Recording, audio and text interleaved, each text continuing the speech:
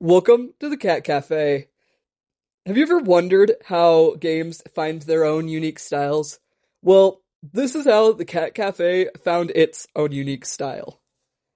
The Cat Cafe has always been meant to be a simple, soft, and friendly game, so the art style is meant to mimic that.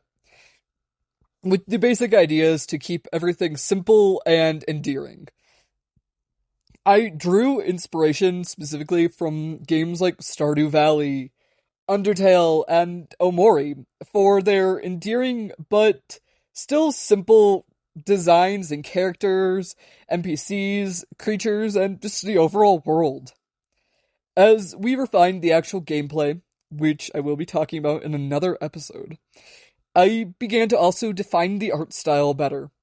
We debated between pixel art or a more simple animated cartoony digital art style. It was a pretty challenging debate.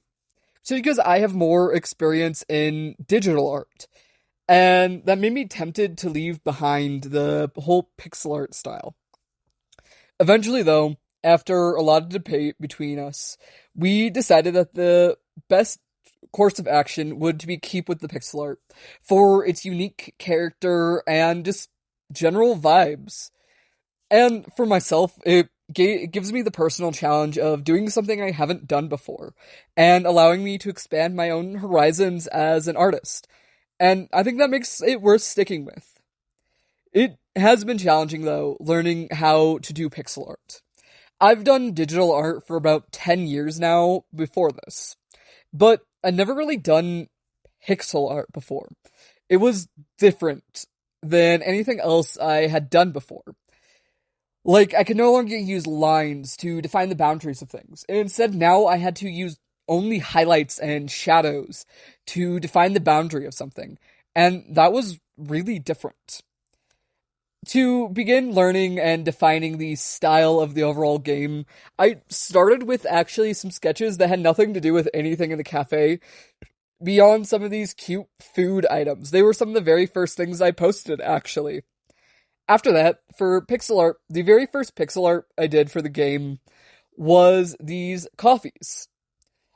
And it was really tough learning how to do them, how to create these shapes without using the lines I was used to, and learning how to use the shadows and put the highlights in the right spot.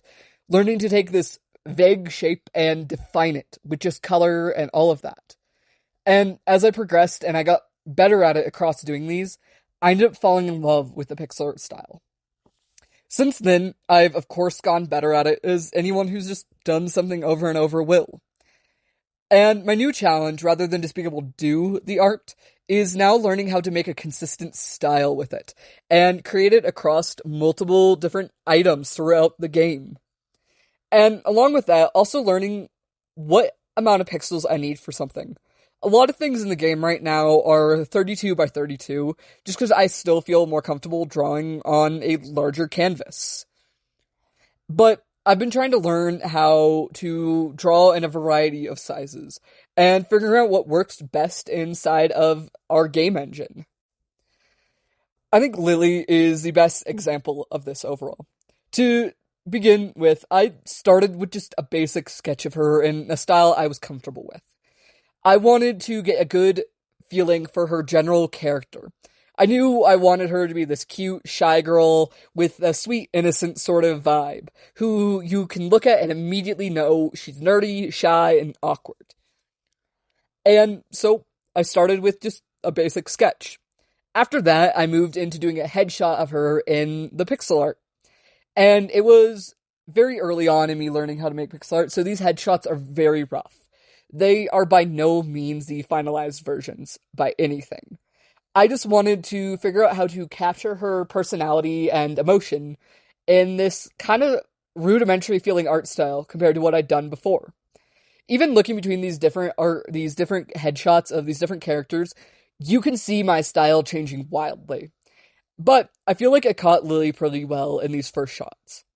After that, and I got a good feeling of who I wanted Lily to be, I started to work on her sprites.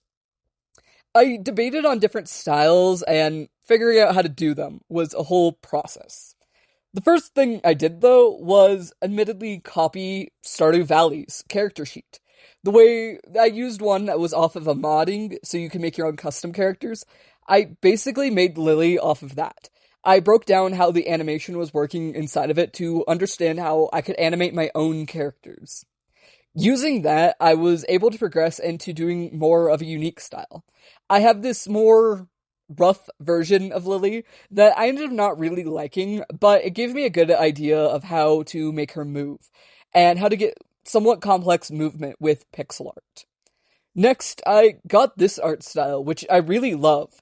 It feels kind of like a little chibi anime-esque, while still keeping it very three pixel art, and I really adore that. Overall, I'm really pleased with what the work I've done so far is. It's by no means finished, but I think it's a good start. And I'm really glad that there are people who are interested in seeing this game progress and grow. And if you want to see more sneak peeks of these characters for when I remember to post them, we have that available in our Discord. Plus, we're doing monthly goodies. For everyone who joins our Discord, you get small free digital treats. Plus, you can support us on our Ko-Fi, which all these links are going to be in the comments down below. And I really hope that you enjoyed this video. And if you did, hit that subscribe button, leave a like, and leave a comment down below telling me what your favorite character's design is in any game, and why it's your favorite.